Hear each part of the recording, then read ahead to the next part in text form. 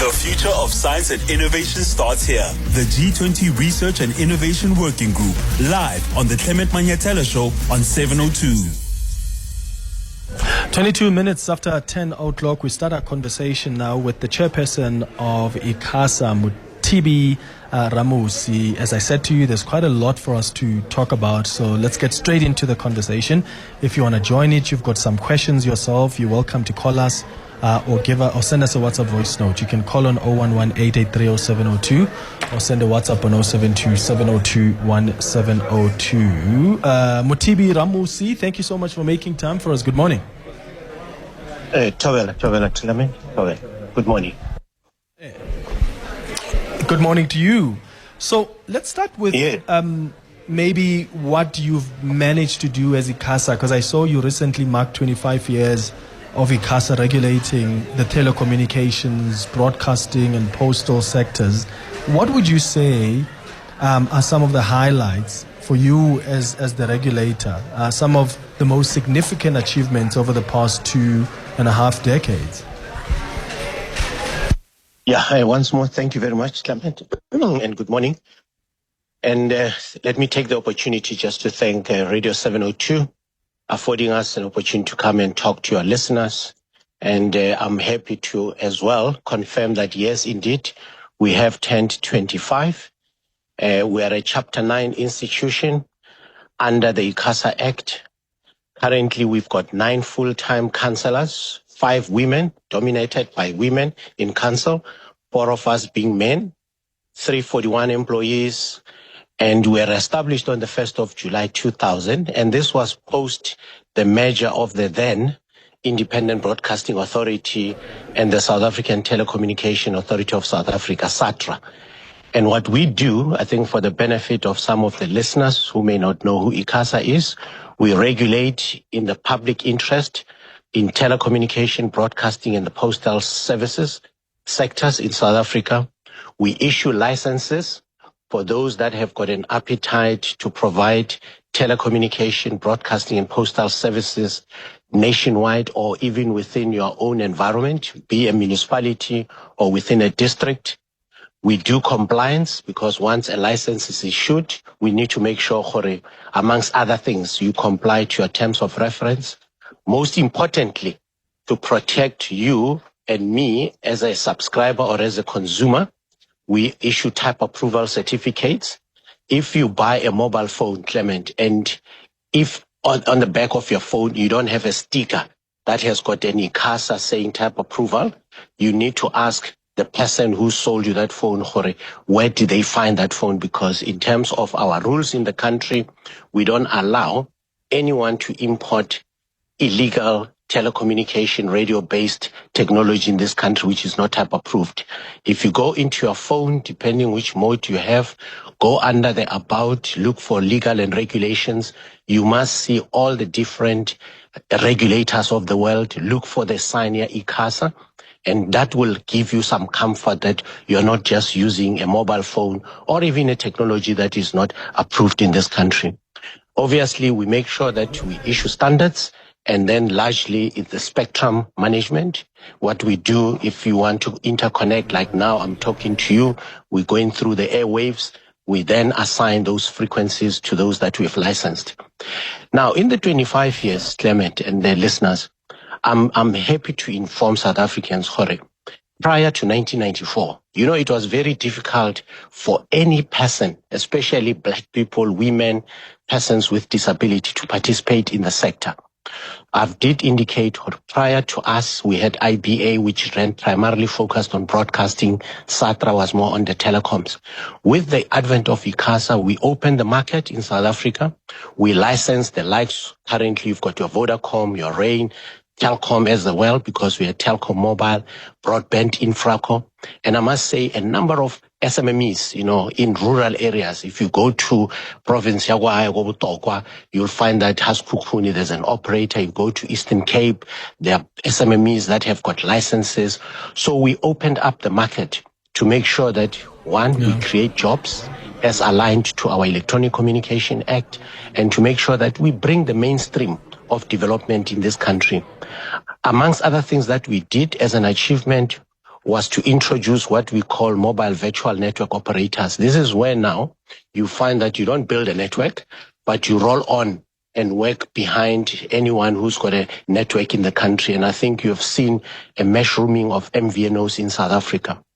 Again, in terms of availing spectrum management, spectrum, we've seen a number of companies that came into the country who are today providing connectivity, even in our local environments.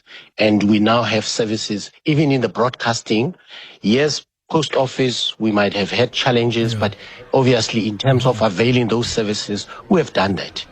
I must say we have seen how we introduced some of the spectrum, Clement, during COVID. You've been able to do remote connectivity, and those are some of the things that ICASA did to enable South Africans and the world to interconnect. And finally, we saw the digital terrestrial television. I think you might have seen we're now moving from the analog era, ensuring that we bring digital communication in the South Africa. So those in a nutshell, and the issue of cost to communicate. I can go on, Clement, as you said, it's been a 25 some of years. The issues, we'll touch on some of the issues you've raised. We'll touch on them one by one. Help me understand, though, and I understand those advancements in ICT. Why is it, though, that as a country we're still struggling with broadband speed and just broadly quality compared to leading global markets? Yeah, I think it's one area that I must say, Clement, we've seen some improvements. I know that for those that are listening, you might say, when you talk about speed, how do you then confirm whether 10 years ago, in technology, you talk about kilobytes. Now you move into megabytes. So in terms of that transition, I can attest that 15 years ago, in terms of me communicating with yourself, transmitting, broadcasting signals, there were those kind of, I'll explain in a form of a road. We are coming from an era where we are driving on an R road, small road. But I must say, with the availability of the frequencies that we have availed to operators, we have seen now the very same operators building highways. Now we're talking about 5G, which I would say it's super highway. So the question that you've asked, I can safely say that in terms of broadband offering, we have seen an increase, an improvement, and efficiency when it comes to provision of services. Because 10, 15 years ago, for you to watch, for example, high capacity broadcast signal, you'll be having a rendering where you'll see a little bit of a wheel on your screen. But I'm happy again, Clement and listeners, to say, with this transformation in terms of availing what you call broadband frequencies, when people talk about 4G, 5G, we've seen an improvement in terms of speed, and to an extent that even the issue of cost, it's an area that as ICASA, we've been saying that as much as you factor in spectrum, but make sure that the consumers must actually benefit. And the benefits goes with quality and cost. So yes, I can say that we've seen an improvement, and I can attest on that. Yeah, and I love that you're touching on the issue of cost as well, which I'll ask more about it after the latest in Eyewitness News headline. The Clement Manyathela Show, live from the G20 Research and Innovation Working Group, bringing you all the action as it happens. It's 24 minutes now before 11 o'clock. We're in conversation now with the ICASA Chairperson, Mothibi Ramusi, and we are talking about just the work of ICASA. As you heard, he took us through just what they've been able to do at ICASA over the last 25 years. They recently marked 25 years of ICASA regulating the telecommunications, broadcasting and postal sectors. And I want you to join the conversation if you want. If you've got some questions, some inputs as well, you can call on 011-883-0702 or send a WhatsApp voice note on 072-702-1702. Mr. Ramusi, so when we talk about these advancements in ICT, and I saw your latest ICT report showing rapid growth in fiber subscriptions and network coverage, how much work is being done, though, in particularly rural areas? So how is ICASA working with operators to ensure that rural and underserved communities are not left behind in this digital transformation we talk about? Yeah, I think, Clement, we acknowledge that in the past 25 or 30 years, we have always, obviously through the license conditions, expected that our licensee should cover all those areas. And what we've been doing as part of ensuring that communities are connected is to encourage the very same licenses to partner with SMMEs in areas where perhaps there's a need to have what you call the last mile. So part of the license that we've issued, we had what you call obligations, where in terms of compliance, expectation has always been that when you build a network, the very same services that you provide in urban or townships, you should have the same in rural. Now, notwithstanding the stand that in rural, we're not just only talking a township, but deep rural, how you know, when you go to Lisiki. So we are in constant communication with our licensees, making sure that as part of their obligations, those areas get connected. That is why, as part of ensuring that this happens, we have gone even extra mile to open up new spectrum. You might have known that 2 years ago, we went through an auction and we auctioned one of the most precious frequencies, the broadband for 5G, with the whole intention that when you are saying no one should be left behind, the very same spectrum that we have availed, we expect that Vodacom, MTN, Cell C, Rain, Liquid should actually go to the flank areas of our countries so that we provide connectivity for all in preparation for a digitally enabled country.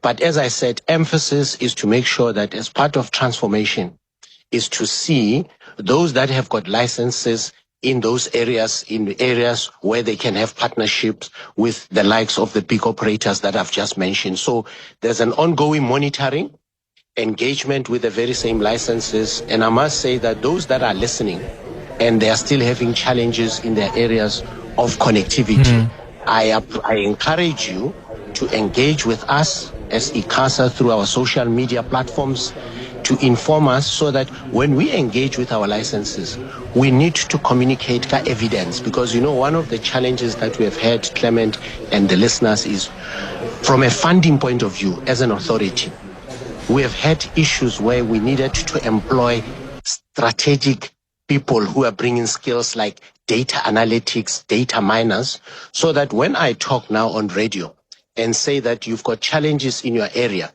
I need to have evidence and tools so that when I engage with my licensees, it mustn't be just a talk, but at the same time, we need to have scientific engagement. And it's something that I would want to see ICASA striving into in the future. That is why now, Clement, maybe just to share, we have now availed spectrum frequency, where in the past people will talk about white space, we talk about dynamic spectrum without being too technical. There are certain frequencies where when you talk of gated communities, like if you're in a municipality or you're in a district, you can use white space, which is frequencies between the guard bands and like a broadcasting. Those are enabling youth, women, persons with disability to build networks. And that's how we are saying to those that are listening, if you're talking to anyone who's got technology that works in what you call dynamic spectrum, we've got workshops. And by the way, from the 1st to the 3rd of October, we'll be having public hearings where we're talking about this dynamic spectrum, where I'm saying, if you want to build a network in villages, in townships, there is an opportunity that we have opened as ICASA for South Africans so that we see true transformation, not only in urban, but all over the country. You have engaged SpaceX, if I'm not mistaken, to seek clarity on the reported offering of services in South Africa without the requisite authorization. Have you received any response from them? Because a lot of South Africans have been asking themselves, how does SpaceX come and offer services like Starlink in South Africa? How do they operate in a country illegally and undetected? Yeah, Clement, on this one, perhaps not to talk specific about SpaceX, as an authority, having identified emerging trends and technologies worldwide. We've embarked on a licensing framework where we are now looking at satellite services. I think for the benefit of the listeners, 40 or 50 years ago, when you have transmission, broadcasting and telecoms, we've always relied on satellites called geostationary. These are the big ones that provides you broadcast and telecommunication. But lately, many of the viewers, listeners, you might have of what you call low Earth orbiting satellite. These are a number of multiple satellites that orbits even within South Africa. So the company that you've just mentioned, there are a number of those companies who are now taking advantage of providing coverage in better areas. I mean, when you talk about Lisikisiki, I'm just going to be blunt in South Africa, you need perhaps a multiple infrastructure. It could be your wireless, then you could complement it with satellite. You can have fiber depending on the topology of the area. So with SpaceX, like many others, we have had inquiries as a country where those that have got this interest to provide services in South Africa, we've been saying as an authority, part of what we want to see in terms of our objective of the Act is to encourage foreign investment in partnership with our local Black-owned companies. So where we are right now is we are at the tail where the Minister of Communication and Digital Technologies, in terms of our Act, anyone who needs to provide services in this country, rule number one is you need to have a license. Now, I said earlier on in my introduction, we've got different types of licenses. You've got what you call a class license that confines you in a geographic environment. Then you've got what you call individual electronic communication network, which allows you to provide services countrywide or infrastructure. Now, with all the LEOs, I can confirm to the listeners that some of those that you know, they've already came to South Africa and said, despite the fact that the licensing framework or licensing process is not opened yet, we are willing to work with those that have got licenses. If you and me, Clement, today, we had a license, you can work through. But there are those who are saying, I wouldn't prefer to work through somebody. I want to work directly and provide services. But there's a process that the Minister of Communication needs to activate. Then ICASA, obviously, given the appetite, then we can open the license framework. So at the moment, we have not opened the individual license framework, process. So anyone, once that process framework is opened, then we will see a flood of LEOs coming to South Africa. Yeah, help us clarify this. As things stand now, as ICASA, have you been able to establish whether Starlink has been operating here without a license? Clement, I can confirm we have written directly to SpaceX, the company that owns Starlink. I have on record those that were found to have been operating, obviously, through what you could call roaming. I've got it on record. They have disabled all their accounts.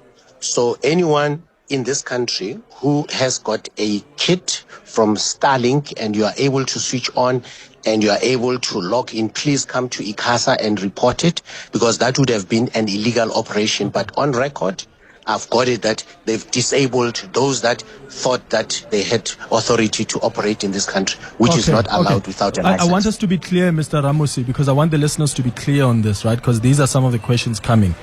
Are you confirming as ICASA that you've been able to establish that services like Starlink were operating in this country illegally without a license? Because you're talking about we've told them to switch off, but I need to start in the beginning. Have you been able to establish that Starlink was operating here without a license, undetected, until you were made aware? No, remember I said earlier on, in terms of illegal operations, it would have been citizens who will come and say, I'm seeing something that I don't understand. Please come and investigate. What is this? So we as an authority, having received that information, it started in the Northern Cape, where there was one company that obviously brought in equipment in the country. So in terms of what I said in type approval, so what normally happens, Clement, is if you bring equipment in the country, I type approve your equipment. It does not necessarily then permit you to get somebody and say, now that I've got a type approval, let me switch on and operate. The minute you start providing services in South Africa, by law through ICASA, you need to have an authority. Now, we know is that... Is Starlink one of those companies, though, that brought in that equipment? Well, this company that we ended up telling them that it's illegal what they were doing, called ICASA Push, they, with some of their parties in the Northern Cape, came to us, applied for a type approval. That's done because, I mean, type approval, as you know, you come and we allow these things to happen. But the minute, as I said, you start providing a service without a license, that's illegal.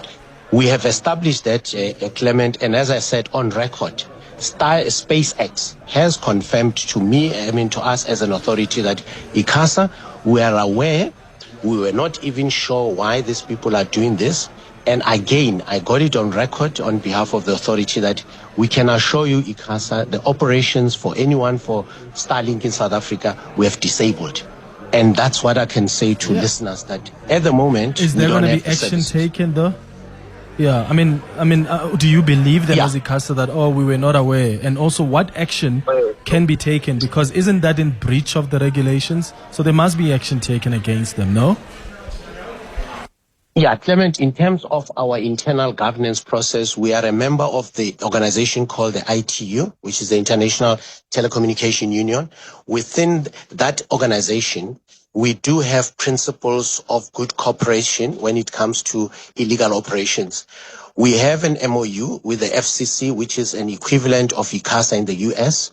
Internally, like as I said, should we find that what SpaceX has said to us, it's not the truth, we do have instruments to activate and report this kind of operation within the ITU structure, even to FCC itself, because from what we have signed as regulators worldwide, there's an appreciation that we should respect each one's rules and regulations. So I think in terms of how we've handled this with SpaceX, should one then be aware that their services, there will be an escalation to that environment. I mean, I must be honest that the cooperation that we're getting from those that wants to participate in this country, we are receiving positive cooperation.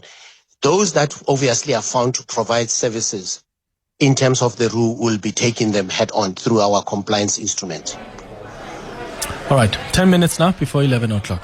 Global minds, bold innovation, shared progress. The Clement Manyathela Show on 702, live from the G20 Research and Innovation Working Group. 8 minutes before 11 o'clock, Mothibi Ramusi is the chairperson of ICASA, and I see that there's some WhatsApps that have come through. I'll get to them in a moment. There is a question here, Mr. Ramusi, about the Minister of Communications and Digital Technologies, Minister Malatsi, and the proposal that he made to amend the rules to allow companies like Starlink to enter South Africa without sharing ownership, which is a move that lawmakers have challenged. What is your position as ICASA on that, and where is this process at? Have you had engagements with the minister? Thanks, Clement, and thanks to the listener. That matter at the moment, it's within the ministry's ambit. What has happened is, yes, it's true. The minister has actually given a policy direction to ICASA to consider a possibility of allowing what I would define as an equity equivalent, and instead of looking at using the BBBE as ownership and control for anyone that wants to participate in our sector. We have given, just like all South Africans, our inputs, so the minister will still come out to the public to indicate what South Africans have said to what he's been proposing. But at the moment, I think as an authority, we have always been very firm in terms of what we believe in as an authority, that ownership and control, as it stands right now, our rules have always encouraged black ownership. and control level. So as I've indicated, it's a process. It was a public process. Let me allow the ministry, once they've done the analysis, to come back to South Africans and indicate what people have said. So that's basically where yes, consultation was done in terms of the act. Before the minister goes out on any policy direction, we do engage, we give our own opinion, but as I said, through democratic processes, you need to get inputs from yourself. So let's wait for the minister. It's still in the minister's process. Thanks. Here's a WhatsApp voice note. Morning. Can you ask him why is South Africa the only country in the world not to switch off the analog signal? That's an indictment of how poorly we want to move ahead with digital transformation in this country. Oh, thank you so much for that question. Yeah, Mr. Ramusi. Yeah, migration, as I've indicated, it's a process that has already unfolded. As you know, when you do regulatory and policy in this country, we engage in consultation. There has been licensees who have indicated to the minister that they are not ready, obviously, to switch over. And as an authority, as ICASA, we have given South Africans an opportunity to give comments on what we need to do, our posture when it comes to migration. I can safely say yes, one of our biggest challenge, we are too late in making sure that we move from analog to digital, because even that spectrum, we need to have that spectrum for other communities to utilize, even for the very same mobiles, because when you talk about broadband, we can reuse some of the available analog, but using it for a digital technology. It's an area of concern as an authority. We've been waiting for years, but at the moment, again, within the minister's ambit, we have seen that the dates have been shifted. So we are all waiting, and the minister will be guiding the country on the next step. But the main issue here has been those that are utilizing spectrum not being ready to switch over from analog to digital. So not so much on our regulatory, but we'll continue to engage with South Africans to see how we can best fast-track this process. Thank you. Yeah, there's also a question around the subscription television services. I know you will be conducting a new inquiry into this. What has prompted this, and what specific outcomes are you hoping to achieve from this process? Yeah, Clement, on this one, we recognize the fact that, traditionally, we have always been talking about the normal traditional television. So knowing that since 2007, we have issued subscription TV services, but understanding that there have been some concern about the market dominance. For example, we have multi-choice through DSTV. They've long been a dominant position, especially when it comes to premium sports and entertainment content.